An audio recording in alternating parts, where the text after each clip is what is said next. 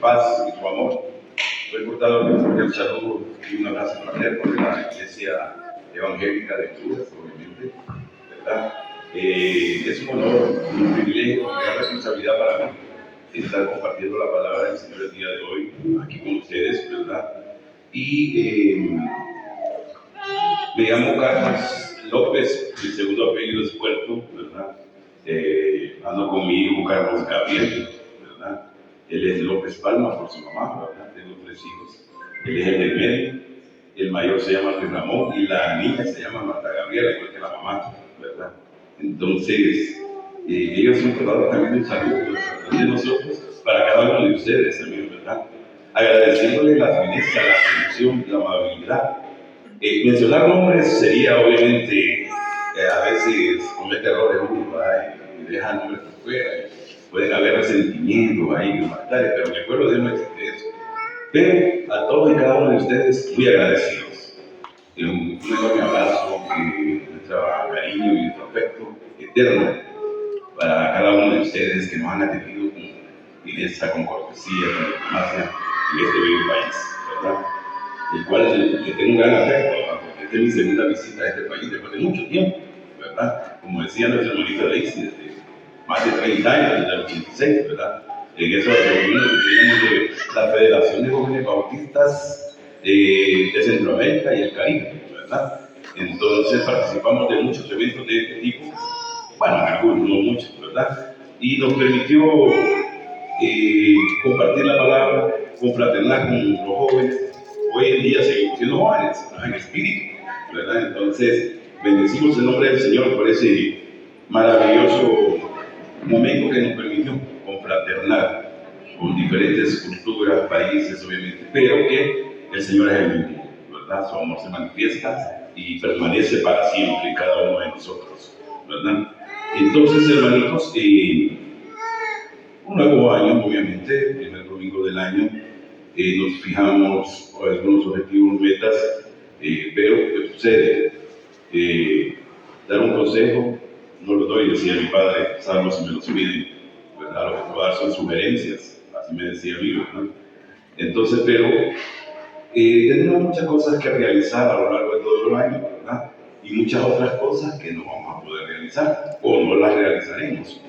¿Por qué? Porque el único que puede dar, obviamente, un consejo es la palabra del Señor, ¿verdad? No soy yo, es la palabra del Señor la que nos da el consejo de lo que vamos a realizar y de lo que no podemos realizar, ¿verdad? Entonces, como decía el apóstol Pablo, todo me es lícito, pero no todo me conviene. Pero a la luz de la Escritura, obviamente, podemos encontrar la guía, el parámetro, las normas que podemos seguir para poder tener, como decía la hermanita al inicio, éxito, ¿verdad? Los planes en el Señor son éxito. Si lo ponemos en las manos del Señor, está garantizado el éxito. Si no lo ponemos en las manos del Señor, no creo que podamos llegar a concluir esa faena. Una experiencia del día de ayer, obviamente, antes de comenzar, tuvimos un buen tiempo, una buena coinonía, pero ¿qué sucede? Para la honra y gloria de Dios, lo pusimos en sus manos, obviamente, ¿verdad? Entonces, eso sí, como decían ahí, el éxito está garantizado si lo ponemos primeramente en las manos del Señor. Si no, no hay éxito, hermanos. ¿Por qué? Porque alejado del Señor nada podemos hacer, ¿verdad? Entonces, hermanitos, en este contexto, obviamente, me llamaba poderosamente la atención cuando también expuso la hermana, hablase a una persona que usted quiere compartir sus metas, sus objetivos. Y la hermanita Rojas compartió conmigo muy amablemente, ¿verdad?, el saludo. Y me dijo, mi meta es alcanzar mi segundo discipulado. Y eso me agradó eternamente y para siempre. ¿Por qué? Porque enfocado en eso está obviamente relacionado el tema del día de hoy, obviamente, ¿verdad? Porque hay muchas cosas que nosotros como seres humanos podemos pedir, hermanos, en un año. No sabemos, obviamente, si vamos a estar vivos el día de mañana y nos anhelamos y nos afanamos, muchas cosas. Pero hay algo mucho más importante, todas las cuestiones personales que este mundo puede ofrecer, y es la presencia de Dios. día, a cada instante, a cada segundo, ¿verdad? Entonces, con nada que haya hablado, si no se han conocido nuestras peticiones delante del Señor, hermanos. No es malo pedir un vehículo, pedir una casa, hermano. No hay que predicar la prosperidad que conste, ¿verdad? Pero, ¿qué sucede, hermanos? Como hijos de Dios, podemos permitirle al Señor, pero Él sabe si en su soberana voluntad nos concede esos deseos, obviamente. Como el padre al hijo cuando le pide un juguete, cuando le pide las cosas. El padre decide si se lo da o no se lo da, si le va a afectar o no le va a afectar. Entonces, hermanitos, en este contexto y en esta mañana, voy a pedirles que abran sus Biblias en el segundo libro de Samuel, el capítulo 6, el versículo de 1 al 11. Voy a repetir la cita. Segunda de Samuel, capítulo 6, versículos del 1, obviamente, al 11. Antes de comenzar a leer la escritura, voy a orar al Señor y voy a pedirles que me acompañen en esta parte. Sea el Señor quien se manifieste a través de su palabra. Padre, te doy gracias esta mañana por estar ante este pueblo tuyo, Señor. No soy digna, Padre, de poder estar aquí, pero por tu misericordia y tu gracia, gracias, Señor. Permíteme presentar la palabra con claridad, con entendimiento. Habla en nuestros corazones, en nuestra mente, para que tú siempre seas el supremo hacedor de cada uno de nosotros. Que solo tú seas exaltado y que tu honor y tu gloria sea para siempre, Señor. En Jesús te lo pedimos. Amén. Ok, hermanitos. Segunda de Samuel, capítulo 6, el 1 al 11. Dice el Señor en su palabra. Voy a leerlo todo yo, hermanitos. Dice el título dice haciendo lo correcto de modo incorrecto. Un poquito, ¿verdad? Ahí dice el 6, el 1, David volvió a reunir a todos los escogidos de Israel, 30,000. Y se levantó David y partió de Balá, de Judá, con todo el pueblo que tenía consigo, para hacer pasar de ahí el arca de Dios, sobre el cual era invocado el nombre de Jehová de los ejércitos, que mora entre los querubines. El 3, pusieron el arca de Dios sobre un carro nuevo y le llevaron a la casa de Abinadab, que estaba en el collado, y Usa y Ahío, hijos de Abinadab, guiaban el carro nuevo. Los carros nuevos, hermanos. Ahora, y cuando lo llevaron de la casa de Abinadab, que estaba en el collado, en el arca de Dios, Ahío iba delante del arca.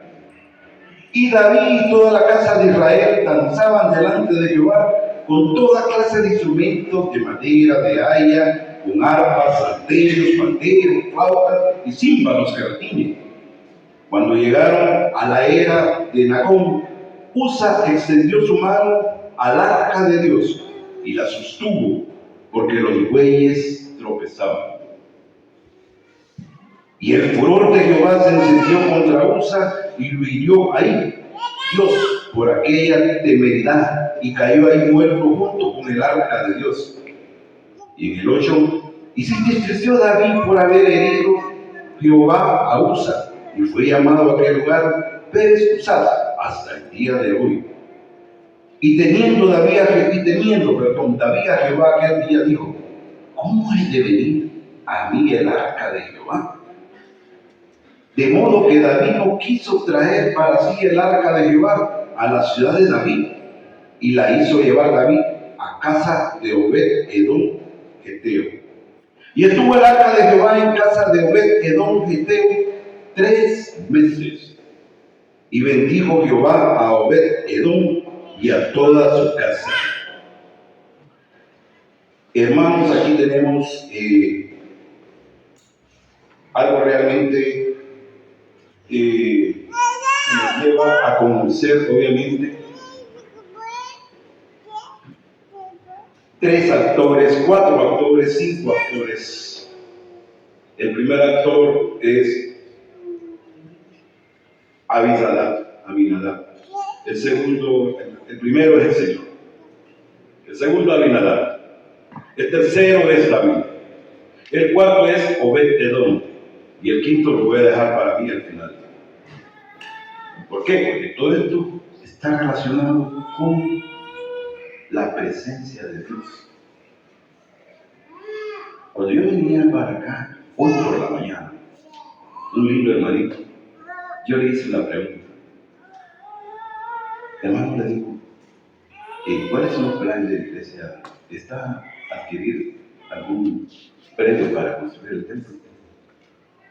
Y otra cosa que me agradó, no, hermano, nuestra prioridad es el amén. Eso es, obviamente, encaminado en el principio y fundamento, de lo cual es el objetivo nuestro en este momento, como cristianos, obviamente. ¿Qué sucede? Entrando. ¿Qué pasaba con el arca? Haciendo un poquito de historia, no me voy a extender porque es una historia que no solamente se concreta en esta segunda de capítulo 6, porque hay muchos otros capítulos, cómo llegó el arca a Obed-Edom y a Abinadab. ¿Qué tenía el arca en sí, hermanos? ¿Qué tenía el arca? La presencia de Dios. Tres cosas tenía el arca. No la voy a buscar en la cita bíblica, pero ustedes pueden ir y buscarlas, obviamente. Dadas anteriormente al libro de Primera de Samuel, capítulo 2. La vara de Aarón, las tablas de los mandamientos y el maná del cielo. Y obviamente estaba rodeado por querubines. ¿Y qué sucede, hermanos? Esta maravillosa presencia de Dios era rechazada. ¿Por quién? Por su pueblo. ¿Por qué? ¿Cómo miraban el arca los israelitas? ¿Cómo la miraban? Como un amuleto. ¿Por qué? Porque cuando ellos vivían en guerra constante con los filisteos y estaban perdiendo, decían, traigan el arca. Y los filisteos miraban el arca y tenían miedo, pero sucedió una vez que, aún con la presencia del arca, perdieron la batalla. Por primera vez digo yo que pierden la batalla de Israel con la presencia de Dios ahí. Pero fue porque Dios quiso, probablemente. ¿Pero por qué perdieron la batalla? Porque el comunismo apuntó muy bien en este hermanito. Dios no quería que se le tomase que fuese como un amuleto, como muchos hoy en día lo pueden tomar. Lo tomamos como un cajero automático, lo podemos tomar como un bombero apagafuegos, o solo en circunstancias difíciles clamamos y pedimos que traigan el arca, la presencia de Dios aquí. No es cierto, hermano.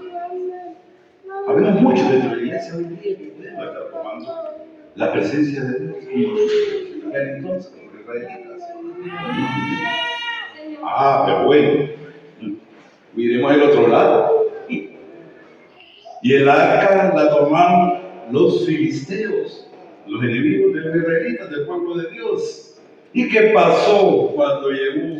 Tomaron ellos el arca. ¿A dónde la llevaron? En capítulos anteriores. No voy a entrar para cuestiones de tiempo. Al templo de ellos, que habían dioses paganos. ¿Y qué sucedió el primer día que llegó el arca al templo de los filisteos, donde habían dioses? Comenzaron a cortársele las cabezas de la noche a la mañana, los brazos. Al tercer día ya no había ni un ídolo de ellos ahí. Y dijeron, ¿qué es esto? Y ellos sí reconocían. Esta es la presencia de Jehová, dijeron. No podemos luchar contra él. Devolvamos esta arca, porque aquí no es. Para los filisteos, ¿qué era la presencia de Dios?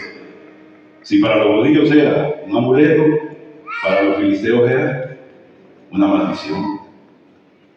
Miren qué formas de presencia del Señor ante los enemigos y ante sus hijos. Pero, miren, y el arca, que simbólicamente, hermano, representa la presencia de Dios, porque Dios está en todo lugar, en nuestros corazones, primeramente, como vamos a ver ya casi al finalizar. Entonces, hermanos, el arca andaba a la deriva, nadie la quería, los israelitas no la podían recuperar porque tenía que pasar Samuel, David, y David sentía en su corazón que tenía que traer la presencia de Dios a su vida. Anhelaba la presencia de Dios. Y dijo, voy a ir a esta ciudad donde se encuentra el arca con Abinadab para traer el arca. Qué lindo sentimiento de David, hermano. Yo quedé impresionado cuando lo leí. Cómo deseaba él la presencia del Señor cerca de él en su ciudad, en la ciudad de David, como apunta muy bien la Escritura. ¿Pero qué fue lo primero que hizo David? Oró al Señor, como él acostumbraba. No, digo, alícenle 30,000 hombres, como inicia la Escritura, ¿verdad? David reunió a los escogidos de Israel, 30,000, dice. Estaba confiando en quién, hermano. Estaba planificando su estrategia humanamente. Y el Señor no actúa así, hermano. No le gusta que trabajemos en su Señor así. Él quiere que primero doblemos nuestras rodillas y le pidamos a Él la orientación, como les dije al inicio, un sabio consejo que está en la Escritura. El Señor tiene sus planes, no son los planes de nosotros.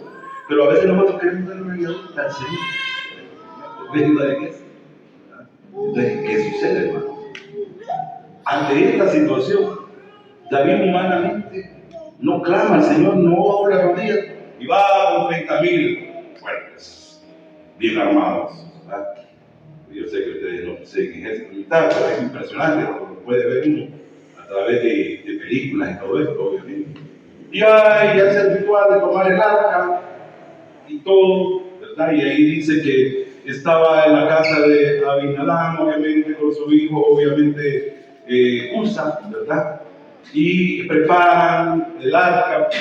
Ellos habían experimentado durante 20 años la presencia del Señor en su casa. Abinadab, filisteo, con su hijo Usa y su otro hijo que hace alusión a la palabra, pero no habían sentido realmente qué era esa presencia del Señor. Vienen los israelitas, que se la lleven, no hay problema, está bien. Ok, perfecto. Y David alzaba con todos su pueblo y todo delante del arca, y ahí venía el arca. Siempre venía guiada por los filisteos. Tal vez eso no eran las reglas a seguir según la voluntad del Señor, porque hay un orden, obviamente, para poder transportar el arca, obviamente. Entre ellos estaban los levitas que tenían que cargarla, y no un pueblo judío, obviamente. Entonces, ¿qué sucede? Un pueblo filisteo, perdón. ¿Y qué sucede entonces? En uno de esos movimientos la montaron sobre un carro nuevo, dice, el arca, alada por bueyes, dice, aquí decimos, ¿desde cuándo son los carros? Aparecen los carros, ¿en qué época? Hablamos de historia, ¿verdad? Y los carros realmente no son de la época moderna, los carros son bien, de la Biblia habla, carro nuevo, dice la Biblia, ¿verdad? Ahí, en Samuel, en el Antiguo Testamento. Y alada por bueyes, bueno, al fin y al cabo carro, pero alada, obviamente, ¿verdad? Entonces, ¿qué sucede? Cierto momento del trayecto, me imagino que había algo pedregoso yo por ahí, hipotéticamente, y el arca se tambaleó.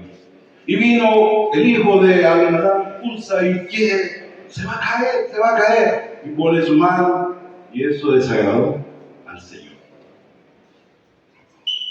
Desagradó al Señor, ¿por qué?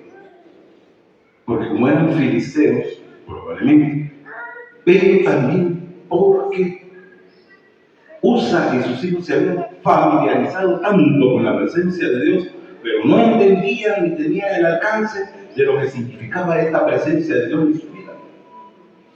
Y entonces el Señor no confiaron en él. El arca no iba a caer porque era la presencia de Dios en ese momento revelada ahí mismo, obviamente. Y confiaron más en su fuerza humana por la familiaridad que ellos tenían de ver el arca. Que 20 años están viendo el arca, ahí en su casa. Llega uno, y eso es peligroso, hermanos, también. Nosotros como cristianos, llegarse a familiarizar con Dios no es malo. Lo malo es perder la confianza con esa familiaridad que tenemos con el Señor, cuando ya tomamos nuestras propias decisiones y no las decisiones que debemos pedirle al Señor, obviamente. No son malas las familiarizaciones con el Señor. Lo malo es que nos familiarizamos tanto. Sí, Señor, te pido esto. Yo sé que es tu voluntad. No. Corazón constricto y humillado, el Señor no lo rechaza. Por mucho tiempo que tenemos con el Señor, cada día, cada instante de nuestra vida, hay que doblar rodillas, hay que clamar a Dios, hay que orar para que esa familiaridad se incremente, la dependencia del ser soberano superior, el que nos hizo y nos formó desde el vientre de nuestra madre. Entonces, miren qué cosa. El pueblo de Filistea y David, al ver esa situación, ¿será que el Señor no quiere que yo lleve el arca al centro de la ciudad de David? Dice la historia. Pero miren que hay un contexto profundo. Por eso dice, no quiere que yo lleve esta arca, su presencia, al centro de la ciudad de David, que hoy en día sería el centro de nuestra vida, de nuestro corazón. No, y la dejó ahí, obviamente, porque tuvo temor de lo que el Señor estaba haciendo en ese momento. ¿Y qué sucede, hermanos? David anhelaba la presencia del Señor, pero lo quería hacer de la forma que él pensó que tenía que ser, humanamente.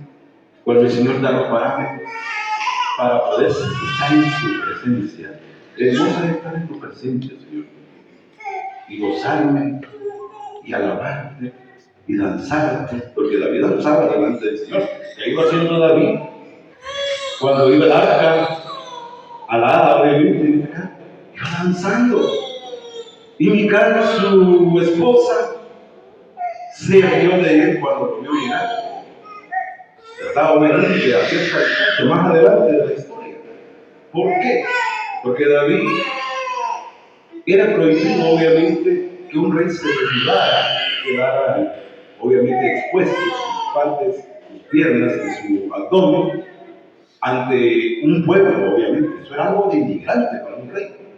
Y David más adelante, cuando ya llevaba la edad, que lo vamos a ver obviamente, porque sí la terminó de llevar, obviamente. ¿Qué sucede, hermano? Mical se rió de él, la esposa, y le dice: ¿por qué tú te desnudas delante de tu pueblo? ¿No sabes que eso es una gran afrenta? El pueblo no te va a respetar. David sabiamente le dice: yo no me estoy arrodillando ante mi pueblo, yo me estoy arrodillando ante mi Dios, le dice. Me estoy desnudando ante mi Dios, no ante mi pueblo. Y mi pueblo también se desnuda para adorar al Rey soberano. Y entonces, vemos que más adelante, obviamente, llega el arca, la presencia de Dios. ¿A dónde, obviamente? A la casa de quién? Del segundo personaje, tercero, después del Señor, que muy bien dice, obviamente, en el versículo: y estuvo el arca en casa de Obed-Edom, Eteo, ¿verdad? Donde llegó, obviamente, el arca, porque nadie la quería, ni los filisteos, ni los judíos, obviamente. ¿Y qué sucede, hermano? ¿Cuántos meses estuvo el arca, la presencia, no es el arca, la presencia del Señor en la casa de Abinadab? 20 años. 20 años. Se familiarizaron con la presencia de Dios, pero no llegaron a entender la profundidad de la presencia de Dios. Por eso Usa quiso hacer uso de su fuerza, con buena intención, pero no entendió que era Dios el que estaba ahí. Jamás iba a creer. Pero como nadie quería la presencia de Dios, se la dieron a Obed-Edom. Y él la tuvo ¿cuántos meses? 3 meses. ¿Y qué experimentó Obed-Edom en 3 meses? ¿Qué experimentó? Bendición, hermano. La presencia, verdaderamente, este es Dios. Y Obed-Edom prosperó, él y toda su familia. Él sí llegó a entender qué era sentir estar cerca de la presencia de Dios. Pero había una situación muy difícil que se presentó. Los israelitas, a través de David, querían David para su pueblo y la presencia del Señor, como cada uno de nosotros debemos de anhelar cada día esa presencia del Señor en nuestra vida. No para amuleto, no para beneficio, sino para honra y gloria de su nombre y tener la vida eterna con Él. Entonces David va a donde Obed-Edom y recupera el arca. Pero sucede algo que yo no lo he visto hoy en día, hermano, ni aún en la iglesia. Y a veces me debe de decirlo, pero hay que decirlo, porque la palabra de Dios no hay que ocultarla. Obed-Edom se puso triste. ¿Por qué? Porque se iba a llevar la presencia de Dios de su casa y de su vida. Se puso triste y le pidió a David, ¿qué le solicitó? Déjame ir contigo y yo y mi familia para adorar y estar cerca de la presencia del Eterno, del Creador. ¿Cuántos de nosotros queremos ser como Obed-Edom? Y Obed-Edom no era israelita, era filisteo. Fíjate bien, no era conocedor del Dios de Israel, pero lo llevó en 3 meses a sentir, a conocer, a guardar sus preceptos, sus mandamientos y su voluntad. Cosa que no hizo Abinadab en 20 años que lo tuvo él ahí. Entonces, hermano, David le dice, está bien, Obed, has hecho lo correcto delante de Jehová, y yo como rey te permito que vengas con nosotros. Y entonces, hermanos, no era tanto que llegara Obed-Edom con su familia a la ciudad de David, al centro donde quería, hoy en día, que es el centro de nuestro corazón, donde el Señor debe reinar. Entonces, ¿qué sucede, atención, hermanos? Viene el gran problema para David. Problema serio. ¿Por qué? Porque la presencia del Señor, que era el arca, obviamente, tenía que estar, obviamente, con danza, con música, los 24/7. Recuerden que antes de David, obviamente, en la época de Moisés, estaba obviamente el sumo sacerdote que entraba al lugar santísimo, donde estaba la presencia de Dios para la expiación de los pecados del pueblo de Israel a través de Moisés. Había el sumo sacerdote. Ahora con David, obviamente, era el arca de Dios, el pacto de Dios, el arca de Dios. ¿Y qué sucede? Le dice Obed-Edom, yo quiero estar cerca de la presencia de Dios. Y David dice, no, ¿qué hago con este hombre? Este hombre es filisteo. No puede estar dentro del atrio de Dios. Ya que había acceso directo, pero para los israelitas, a la presencia de Dios, ya no se ocupaba sumo sacerdote. Entonces, le dice, tuvo una revelación divina, un mensaje de Dios. Y Obed-Edom le dijo, bueno, déjame estar en el atrio, en la puerta, como portero, como vigilante del arca de la presencia del Señor. Ah, bueno, dijo David, qué cosa mejor que esté también alguien vigilando la entrada y la salida. Él y su familia estaban a la puerta, no podían entrar, pero qué gozo, qué alegría estar cerquita de la presencia del Señor. Un filisteo que no conocía obviamente del poder grandioso, de la maravillosa poder de Dios. ¿Cuántos de nosotros hoy, en 2024, estaremos deseando estar, aunque sea en la puerta de la casa del Señor, para poder contemplar y hacer su voluntad? Así es. Muchos anhelos podemos tener, muchas cosas podemos desear, pero tengamos cuidado, hermano. El mundo nos puede distraer, como alguien mencionó por aquí también, y lo que yo estuve escuchando. Tenemos el objetivo enfrente. Podemos orar al Señor. Quiero hacer tu voluntad. ¿Y cuál es la voluntad del Señor para cada uno de nosotros? Miren, hermano, hoy en día me dicen, hermano Carlos, ¿sí? Ore por mí. ¿Qué pasó, hermano? Quiero descubrir cuál es la voluntad del Señor en mi vida. Hermano, como Abinadab, 20 años en la iglesia pidiendo la voluntad del Señor en su vida, hermano. Increíble. El Señor es claro en su palabra.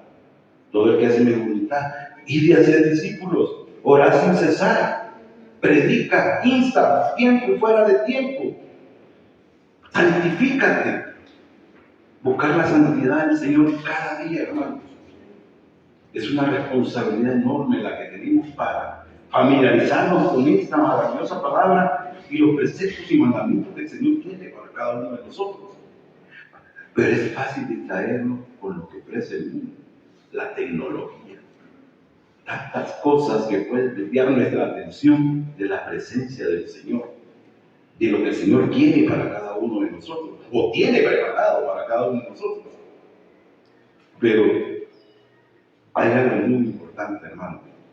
Seamos como este varón y su familia, que desea estar cerca de la presencia del Señor, cada instante, todos los días de nuestra vida.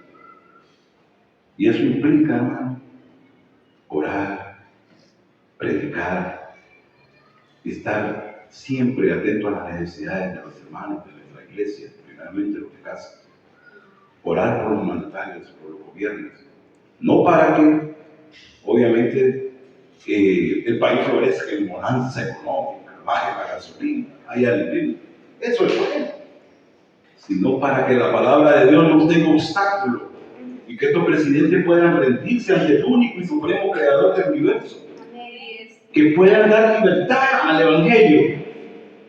Pero siempre hay que estar orando por nuestros gobernantes, por nuestros países, por la hermandad, por el Evangelio verdadero, por el Evangelio obviamente del Señor Jesucristo. Son muchas las necesidades como pueblo de Dios, pero mientras haya una cosa, hermanos, que nosotros no vamos a poder hacer cuando estemos en el cielo, siempre se lo digo también. ¿Qué creen ustedes que es lo único que no vamos a poder hacer cuando estemos en el cielo? Primeramente Dios, obviamente, es predicar, hermano. Ya puesto allá. Ahora nos queda adorar al supremo creador del universo, la Biblia lo dice. Entonces, prediquemos a tiempo y fuera de tiempo, hermano. Cada minuto, cada segundo, cada lugar donde estemos, seamos testimonios vivientes del Señor Jesucristo. Donde haya un hogar, obviamente, un padre que doble rodillas, que reconozca al Señor, que esté a la puerta de su presencia. Y si puede estar adentro, mucho mejor. ¡Qué bien! ¡Gloria a Dios! Va a haber un hogar que los hijos y la familia va a estar en la presencia, adorando por el ejemplo del Padre, clamando al Señor. Eso es lo que necesitamos hoy día. No es carro, hermano, eso viene por añadidura. No es casa, no son viajes, hermano, eso son las necesidades las que el mundo puede. Pero hasta el Señor es benévolo y nos complace. ¿Me entiende? Él es en sus riquezas en gloria. Lo dejó todo para darnos la vida eterna. El supremo hacedor del universo. Hermanos, ese último personaje, porque el primero era el Señor, el segundo era Abinadab, el tercero era David, el cuarto, el quinto somos nosotros. La iglesia no es el templo la iglesia somos nosotros, cada cuerpo que acepta al Señor Jesucristo como su Señor y Salvador, porque donde están dos o tres reunidos en mi nombre, ahí estoy yo. ¿Verdad? Entonces, hermanos, el deseo mío en el Señor es que podamos anhelar estar en su presencia a cada instante de nuestra vida, los 7 días de la semana y los 365 días del año, mientras el Señor viene por su iglesia, que somos nosotros, obviamente. Los tiempos son difíciles, pero la palabra de Dios permanece para siempre. Perdura para siempre y permanecerá para siempre. Y mientras haya un cristiano doblando rodillas, va a haber alguien, obviamente, que va a estar predicando la palabra. ¿Verdad? Porque la palabra es fuerza, es poder. El cielo y la tierra pasarán, mas mi palabra no va a pasar.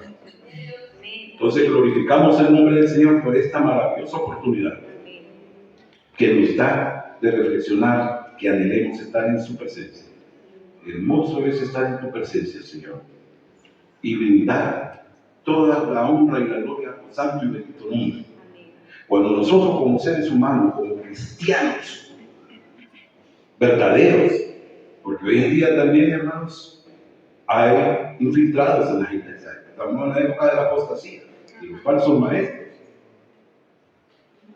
hoy en día, yo bien pude haber venido aquí a pararme a darles un mensaje motivacional, un mensaje psicológico, pero prefiero ser de esos hombres comunes del Señor. 8 horas para dormir, 8 horas para preparar palabra y 8 horas para predicar. ¿Verdad? Entonces, hay que tener mucho cuidado. Tenemos que estar pendientes de lo que está sucediendo dentro de nuestra congregación. Atender las necesidades. No olvidemos orar, hermanos. Orar sin cesar. ¿Verdad? Es un gran ministerio.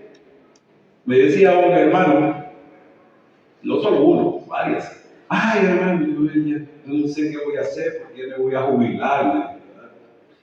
Ay, ¿verdad? Qué maravillosa oportunidad. Sí, pero ¿qué voy a hacer? Dice. Y ya no voy a estar activo. Me dice que si poner un negocio, hermano, la maravillosa oportunidad del ministerio de la oración se abre para usted la puerta. ¿Verdad? Sí. A veces lo miramos como pequeño ese ministerio, pero es un gran ministerio de fuerza, de poder. Si oramos cuando estamos activos, ¿y por qué cuando estamos de la vida secular retirado no podemos, obviamente, aumentar las horas de oración? ¿Ah? Recuerden que nuestro primer ministerio es nuestra familia, ¿verdad? No, que yo no soy pastor, dice que yo no soy colaborador en la iglesia, pero tiene una enorme responsabilidad bien con estos muchachos, con sus hijos, con sus vecinos. Es que no me dan privilegios en mi iglesia para poder dirigir. Es que no se trata de figurar ni de apantallar. Se trata obviamente de servir. Entramos para adorar y salimos para servir. Miren, hermano, si a mí el pastor me dice, no, hermano, hoy no va a dirigir usted o no, gloria a Dios, voy a orar. ¿Entiendes? Hermano, piensa que hoy no sé, no te hace eso algo, pero a veces, hermano, cuando pedimos, ¿quiénes están dispuestos a apoyar Están distraídos, viendo la guardia? No, pastor, no tengo tiempo de trabajo, tengo unos estudios, tengo un examen pendiente, me voy a reunir con mi familia más tarde y a esa hora yo no puedo estar en la iglesia ahí con los hermanos. ¿Cuál es tu prioridad, hermano? En tu vida. ¿Cuál es? Tu familia, gloria a Dios. Pero si oras por ella, bendito el Señor. Así es. Te llaman a servir a la iglesia. El mundo te va a distraer, hermano. Viene a coger esa prisa que va a la juega. Sí, a la hora de la reunión, va a ser, no sé, obviamente. En Honduras se da también, hermano. Yo lucho a ver, por eso cuando juega mi equipo. O la selección, juega la selección, a la hora de la reunión, o hay otra actividad a esa hora. Pero se va aprendiendo en el camino, ¿no? En el camino del Señor, vamos caminando. Y no es fácil, yo sé, yo lo pasé con ese fútbol, obviamente. Pero ahora lo he logrado controlar, digo yo, junto conmigo. Entonces, ¿qué sucede? Establezcamos cuál es la prioridad en nuestra vida. Espero que la palabra del Señor nos haya hablado en nuestra mente y corazón, hermanos.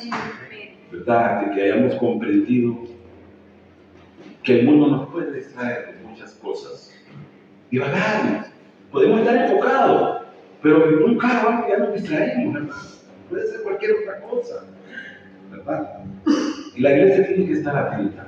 Orar los días, orar. Apoyemos las actividades de la iglesia, hermano. Apoyemos todo lo que involucre la obra del Señor. No nos divaguemos. Y vamos a poder experimentar, obviamente, desear estar cerca siempre de la presencia del Señor. Voy a pedirle que inclinen sus rostros, hermanos, y a dirigir una palabra de agradecimiento y oración a nuestro Dios. Padre, queremos en esta mañana reconocer, Señor, que te hemos fallado, Padre.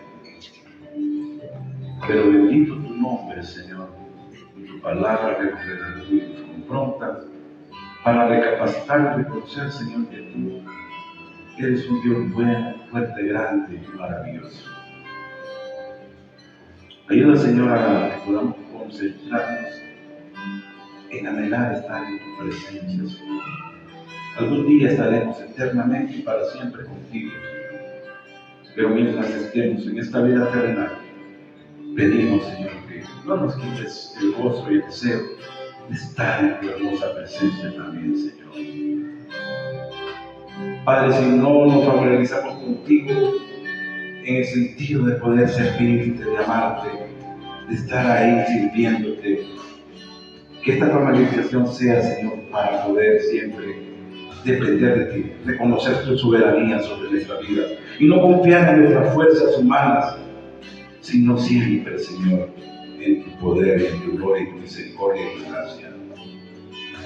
Qué lindo es, Padre, estar pensando, orando, sirviendo y gozándote en tu presencia, Señor. Reconocer que el mañana es tuyo y junto a tu presencia gozar la eternidad de tus riquezas en gloria. Esta tierra es pasajera, Señor. Nos puede distraer, nos desvía de la atención, pero nunca nos podrá separar de tu amor, Padre. Ni lo alto ni lo profundo nos podrán separar de tu amor, Señor. Bendito seas hoy y siempre, Señor Jesús. Bendecimos tu nombre por los siglos de los siglos. Que tu paz y tu amor sea por siempre con cada hermano de tu amada iglesia, Padre. Oh Señor, ven pronto. Tu pueblo clama. Vive Jesús y vive por siempre. Amén y amén. Señor les bendiga, hermanos. Que el Señor les guarde, les proteja. Y un enorme abrazo en el nombre del Señor.